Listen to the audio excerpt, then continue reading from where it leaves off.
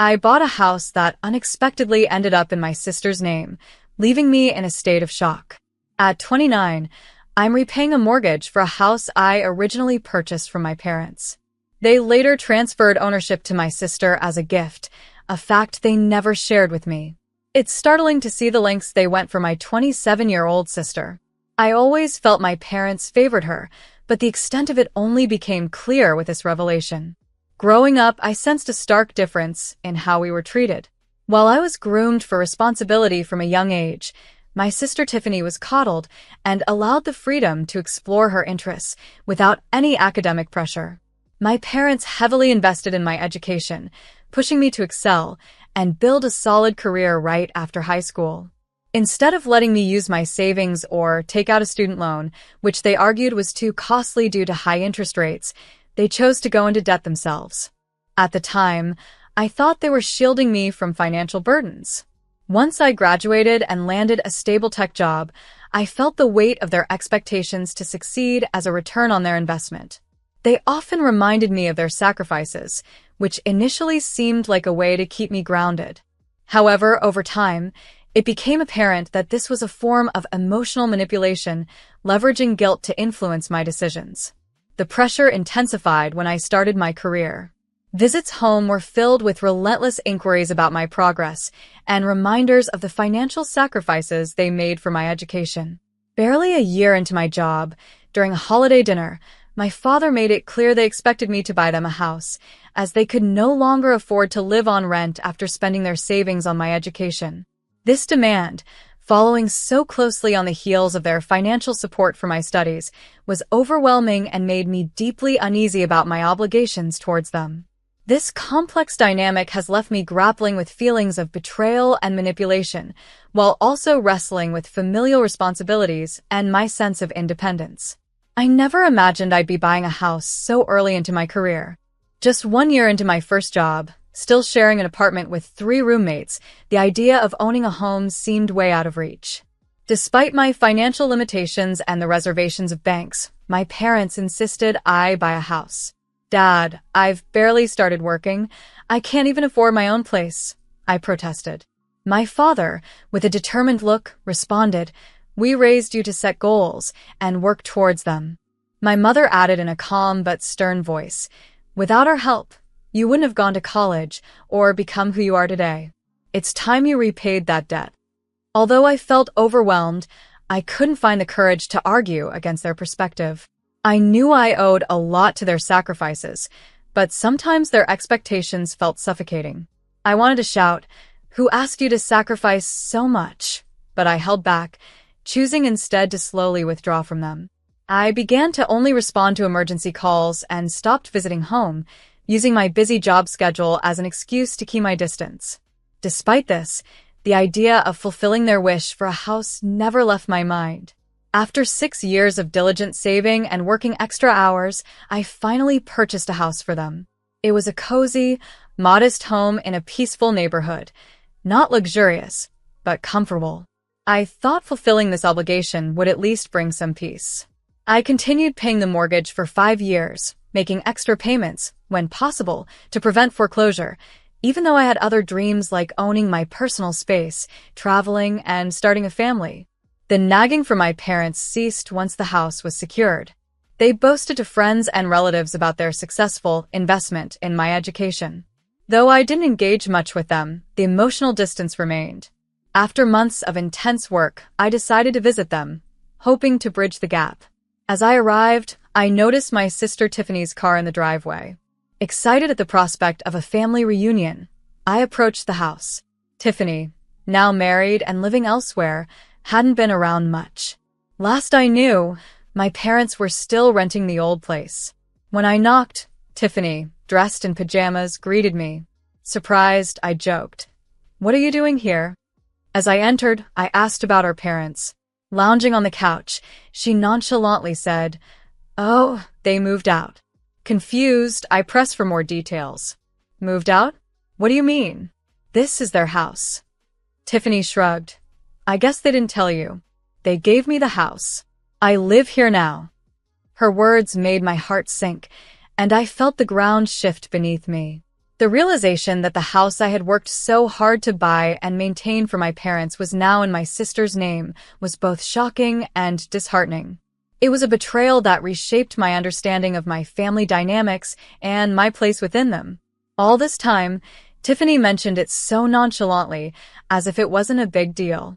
Mom and Dad said I needed the house more than you, what with a baby on the way and all. It turned out that my parents had decided she should have the house. Shocked, I pressed for details on where our parents were now. Tiffany's casual reply was that they were renting an apartment across town. Overwhelmed with a mix of emotions, I left without another word and drove straight to their new place. When my mother opened the door, I couldn't hold back. "What is going on?" "Tiffany told me you gave her the house I've been paying for." "Explain yourselves." My mother, with an unsettling calmness, gestured for me to come inside. "Calm down, let's talk inside. I didn't think you'd care this much." Once inside, I barely crossed the threshold before I demanded answers. "Why would you give away the house I bought for you without even talking to me about it? Didn't you think I deserved to know?" My mother exhaled, her patience thinning. "We've been thinking about this for a while. You're successful. You don't need to worry. Do you want Tiffany's kids to grow up in an unstable home? With her own house, she won't have to stress over rent and can focus on raising her family." Her words ignited a fury in me. "I don't care where my niece or nephew grows up. We managed just fine in rental homes ourselves. It's not my job to secure Tiffany's financial stability. That's on her and her husband. If they need stability, they should work towards it, not depend on handouts." Hearing the heated exchange, my father joined in, his tone defensive. "Why are you making such a fuss? Tiffany needs stability. We couldn't give her the same opportunities we gave you. We didn't pay for her college, so she deserves the house." I was dumbfounded. That's ridiculous. She didn't go to college because she dropped out of high school. Why should I pay the price for her choices? They didn't seem to grasp the impact of their decisions. "You're already successful. You can just buy something else," they argued.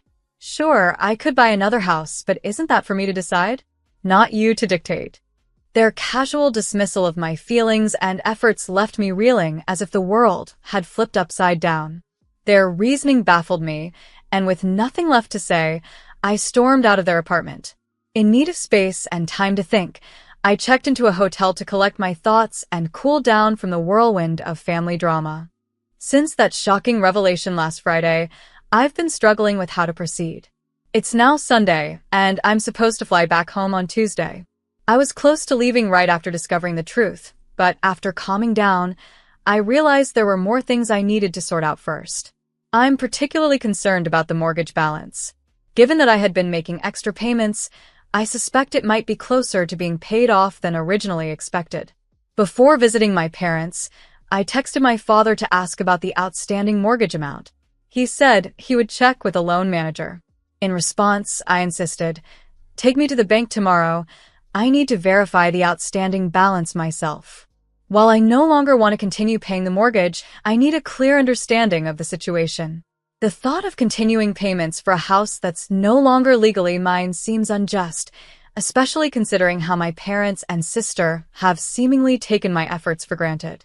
I went to the bank and faced an even harsher reality. The extra payments I made were never credited towards the mortgage. Instead, my father had been using that money to cover their apartment rent. This discovery was devastating. I had been living frugally, saving aggressively to pay off the mortgage early, and now it appeared my sacrifices were for nothing. The bank manager showed me the monthly deposit records, confirming that I had indeed been paying approximately 2.1 times the required mortgage amount. When I pointed this out, my father initially seemed confused, but eventually admitted that the records were accurate. "The records are correct. You were right," he said, seemingly overwhelmed. "We'll talk more later." This unexpected betrayal left me reeling. I sat quietly as the bank manager explained the remaining mortgage details and options for consolidating the loan. As soon as we were alone, my father pulled me aside and, to my astonishment, asked, "Why did you bring up the extra payments? Were those meant for the mortgage?" Raising my voice, I replied, "Yes, of course. Why else would I send extra money?" His next words left me stunned. "I thought it was for our expenses." This mix-up, or perhaps deliberate misunderstanding, compounded the betrayal and left me grappling with the depth of my family's deception and my financial entanglements. The situation demanded a serious reconsideration of my relationship with my family and how I would handle financial dealings with them in the future. As my father confessed to using the extra money I sent for the mortgage to pay their rent instead, I felt my world spin. Overwhelmed and betrayed, I sank into the nearest chair, my face buried in my hands. How could I even look at my parents now? My father tried to downplay the situation, sitting beside me and saying, "It's not that big of a deal." I couldn't contain my anger. "Not that big of a deal? You pressured me into buying a house, handed it over to Tiffany without telling me, and then used my money, intended for the mortgage, to cover your rent. And that's not a big deal?" He responded defensively, "Look, the house didn't benefit you, but remember I spent all my savings on your college. A little payback isn't too much to ask. Besides, I made the mortgage payments on time. What's the problem with using the extra for rent? I'm not asking you for more money." His attempt to justify his actions only fueled my anger. The extra money was for early repayment of the mortgage, not for your living expenses. I left the bank, my mind racing with betrayal and disbelief. As I walked away, my father called after me, but I didn't turn back, heading straight for the subway station instead. My phone buzzed continuously with calls and texts from my mother pleading, "Come home so we can discuss this." I didn't respond. The thought of sitting down and hashing it out became unbearable. I needed to take a stand against what I saw as sheer foolishness. Shocked and hurt by my father's manipulative justifications, I realized I had every right to be angry and to set firm boundaries. My generosity had been exploited, and choosing to ignore their calls and messages felt completely justified. It was time to prioritize my well-being. Trembling with anger, I returned to my home, determined to return to normalcy. As the new month rolled in, I broke from routine and did not send the mortgage payment. I had decided it was time for Tiffany to assume responsibility for the mortgage if our parents intended for her to have the house. She and my parents needed to handle their financial decisions without dragging me into it. My father tried to reach out but found himself blocked, as I had also blocked my mother, Tiffany, and her husband. In search of peace, I made the firm decision to stop paying the mortgage and to distance myself from their manipulations. When my parents realized the payments had ceased, they became furious. I received numerous calls and voicemails from unknown numbers, likely friends they roped into trying to contact me. Despite the barrage of attempts to reach me, I stood firm, no longer willing to let their decisions and manipulations control my life or my finances. It was time they understood the consequences of their actions and the importance of respecting my autonomy. Despite my parents' urgent cries that they couldn't afford the mortgage if I stopped paying, I silently laughed. This had become no longer my problem. I blocked all the new numbers they tried to reach me with, but the saga didn't end there. 5 days later, I returned from work to find my father waiting at my doorstep, visibly furious. "This can't end like this. You owe us. We're the ones who sent you to college, who made you who you are today," he exclaimed. I countered, exasperated. "I've already paid more than enough. Do you even realize how much I've contributed to the mortgage? It's far more than what you spent on my college tuition. I owe you nothing." My father branded me as ungrateful, but I wouldn't let him guilt-trip me any further. "Stop it," I interrupted. "I'm done paying for your rent or any other expenses. That's your responsibility, not mine. I can't do this anymore. You raised me as an investment looking to cash out for life. I am not just some asset you can exploit." With those final words, I left him at my doorstep, got into my car, and drove away. I avoided going back to my apartment immediately, fearful he might follow. I didn't need any more confrontations. When I eventually returned later that night, he was gone. In the days that followed, my phone was flooded with calls and messages. My mother left frantic voicemails, and Tiffany sent a lengthy message trying to explain why the house was crucial for her family. She called me selfish for not supporting them, but I felt a profound sense of liberation from their manipulative grasp. My relationship with them had effectively ended. The financial strains soon caught up with them. Tiffany struggled to make the mortgage payments, and my parents couldn't manage their apartment rent without my support. I had anticipated this outcome. It was just a matter of time until they would face the reality of their situation. About a year later, I heard that the house was put up for sale. My parents tried to salvage it using what little they had saved and their retirement funds, but their efforts fell short. Tensions escalated when my parents asked Tiffany and her husband to contribute to half of the mortgage costs, citing the financial burden. Tiffany, maintaining that the house was a gift, insisted they should bear the full cost. That's when my parents finally realized the gravity of their mistake. The situation unraveled, revealing the unsustainable nature of their expectations and the broken promises that led us to this point. The familial bonds had been strained past the point of repair, leaving everyone to reckon with the consequences of their actions and decisions. With the house finally put up for auction and subsequently sold, my father managed to recover a notable sum from the sale. This outcome, though bittersweet, was undoubtedly for the best. Reflecting on the financial contributions I made over the years, including the down payment and mortgage payments, I've come to terms with the reality that I won't be seeing that money again. They have no intention of reimbursing me, and accepting this has been a crucial step in moving forward. Now, there's no longer any facade of generosity or pretense of benefaction from their side. I've reconciled the fact that I have repaid, in full, the cost of my college education to my parents, even including the interest they might have incurred. This closure has freed me from any guilt associated with cutting ties with them. Family or not, the financial and emotional ledger is balanced. From what I've heard from relatives and my uncle, my parents have downsized significantly, moving into a smaller apartment to cut costs. They've begun to wisely manage the proceeds from the house auction, focusing earnestly on preparing for their retirement without the expectation of further financial support from me. This marks a significant shift in their approach to financial independence. Additionally, their relationship with my sister Tiffany has undergone a stark transformation. They have cut off any financial aid to her, demanding that she step up to take responsibility for her own family's needs. Despite Tiffany's attempts to leverage guilt as a means to sway them, my parents have stood their ground. This firm stance is a new and healthier dynamic for them, marking a pivotal change in our family's narrative. On a personal note, my journey has led me to secure my apartment, a space that represents my independence and a fresh start. I've started to save diligently for a home that will be entirely mine, a sanctuary untainted by familial disputes or obligations. The process of distancing myself from my family was fraught with difficulty and emotional turmoil, but it was a necessary step to protect my well-being and autonomy.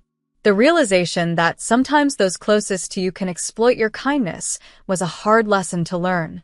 It has been a significant and painful chapter of my life, but it has also been one of growth and self-realization. I have no regrets about the decisions I've made. My stance is clear. I deserve respect and fair treatment, whether from family or strangers. The breakdown of my family's previously manipulative dynamics, while sad, is a testament to the natural consequences of their actions over the years. Today, as I hear about their adjustments and the shifts in their lives, there's a part of me that feels saddened by the disintegration of what was once my family.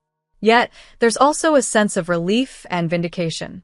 They are finally facing the reality of their choices, and I am free from the chains of guilt and obligation that once bound me.